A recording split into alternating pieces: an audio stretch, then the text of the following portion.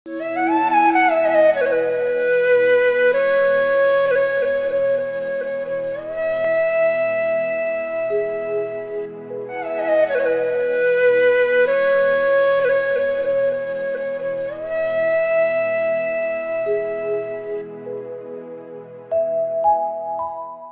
इस प्रकार से हम सोच विचार रखेंगे तो फिर धीरे धीरे हमारे मन में परिवर्तन संभव है। मैं शून्यता को जानता हूँ या मैंने शून्यता को प्राप्त कर लिया है, ऐसा भी नहीं है। ऐसा लगता है कि मैं शून्यता के नज़दीक हूँ, लेकिन ये चीज़ें 1 महीने के अंदर नहीं हो सकती हैं, 1 साल के अंदर भी संभव नहीं है। फिर मुझे शून्यता को सोचते हुए लगभग 60 साल हो चुके हैं। कब उसके बारे में मुझे थोड़ा सा आभास हो पाया है।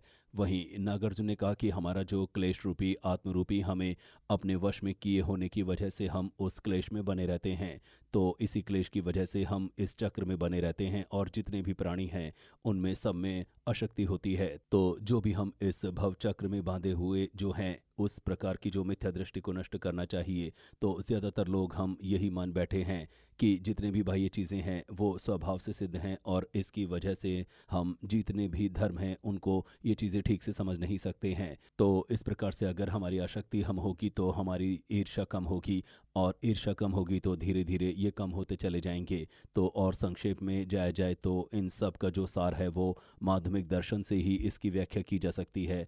और चाहे हमारे मन के कार्य हों, शरीर के कार्य हों या चित्त के कार्य हों, चाहे सोच विचार हों, तो इनको एक लाभ के रूप में देखना चाहिए। क्योंकि हमारे जो 3 द्वार हैं, मन, शरीर और वचन, इन तीनों के कर्म से पुण्य होता है, पाप होता है या फिर उदासीन, 3 प्रकार के फल यहाँ से प्राप्त होते हैं। तो इससे खुद को फ़ायदा होता है, दूसरों को भी फ़ायदा होता है। क्योंकि जो सुख है हमें आवश्यकता होती है, हमें जिसकी ज़रूरत होती है, जिसकी इच्छा रखते हैं, तो वो सुख प्राप्त करने का हमें अधिकार है। और दुख को जो ना चाहने के लिए उसके जो कर्म हैं, जो 3 द्वार के कर्म हैं, उनके द्वारा रोकना चाहिए। वहीं जो विद्वान का मतलब ये नहीं कि जो किताबें लिखी, यहाँ पर विद्वान का अर्थ है जो अभी के लिए और अंत के लिए सोच विचार करने वाले को विद्वान की संज्ञा दी जाती है। तो अपने को दुख पहुंचाने वाले, दूसरों को दुख पहुंचाने वाले क्या क्या चीज़ें हैं उसके बारे में जानना चाहिए। जैसे कि हत्या करना, दूसरे को नुकसान पहुंचाना, और इसके अतिरिक्त अगर हत्या नहीं करेंगे तो उस व्यक्ति की जान भी बचेगी। तो हत्या न करना, हिंसा न करने का मतलब ये होता है कि जहाँ पर मनुष्य लोग रह रहे हों वहाँ पर बात करते हैं, जहाँ पर मनुष्य नहीं है वहाँ पर कहें कि हम हत्या नहीं करेंगे, तो कोई बात नहीं बनती है। तो समाज की बात होती है।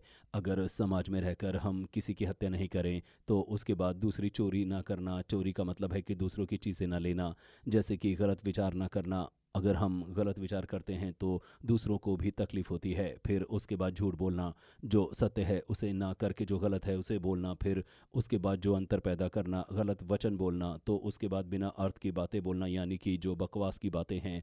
जैसे हम कहीं बैठे हैं तो बड़ी लंबी लंबी बातें करते हैं, बहुत सारी बढ़ा चढ़ा कर बातें करते हैं, तो उसका कोई विषय नहीं होता, बिना विषय के ही बड़ी बड़ी बातें करते रहते हैं। तो ये चीज़ें नहीं करनी चाहिए। और जहाँ मतलब नहीं है, बिना मतलब के अपनी बात को आगे बढ़ाना, तो ऐसी बातों से बचना चाहिए। दूसरे की चीज़ें हैं, दूसरे का सामना है और हमारे मन में आ जाए कि वो हमें मिल जाए, या फिर जिसे हम दुश्मन समझते हैं वो मर जाए या फिर उसका बुरा हो जाए, तो ऐसी सोच हमारे मन से उत्पन्न होती है। फिर उसके बाद मिथ्या दृष्टि, जैसा कि भगवान बुद्ध ने कहा कि जो वास्तविक चीज़ें हैं तो उनको ना देख करके वास्तविकता में नहीं देख पाते हैं। जैसे कर्म फल की बातें कही जाती हैं या पूर्व जन्म की बातें की जाएं, तो केवल अपनी बुद्धि के अनुसार ढूंढने से वो ना मिले, तो फिर अगर कहें कि ये चीज़ें नहीं हैं तो इसका मतलब ये है कि हमने उसको ना होना देखा लेकिन खुद नहीं देख पाया, ये कहते हैं, लेकिन वो बिल्कुल नहीं है, ऐसा नहीं कह सकते हैं। या उसको बिल्कुल नकार देना गलत बात होती है। एक बार जर्मनी की बात है, एक बार एक वैज्ञानिक ने पूर्व जन्म को नकार दिया, तो एक बौद्ध ने कहा कि इसको नकारा नहीं जा सकता है, आप उसे ढूंढ नहीं सके, लेकिन ये बिल्कुल नहीं है, ऐसा नहीं कहा जा सकता। तो इस प्रकार की बातें करने वाले भी मिले हैं। वहीं भगवान बुद्ध द्वारा जो बातें कही गई हैं उनके बारे में सोच विचार करना चाहिए। तो सोच विचार के बाद हमें नहीं मिलती हैं, तो ना मिलने के बाद कहें कि वो चीज़ें नहीं हैं, तो ये हमारी एक मिथ्या दृष्टि है। तो इसके अतिरिक्त अगर हम परंपराओं को मानते रहे, परंपराओं पर चलते रहे और और कुछ ना करें और बढ़ावा देते रहें, तो भगवान बुद्ध का जो आरोपित करने के जो तरीके हैं उन्हें नष्ट करने चाहिए। अगर इस प्रकार 10 कर्मों के समय जो मिथ्या की दृष्टि की गई है, तो यहाँ पर अर्थ है कि जैसे पूर्व जन को ना मानना, इन चीज़ों को नकार देना, ये चीज़ें ठीक नहीं होती। एक प्रकार की ये मिथ्या दृष्टि है।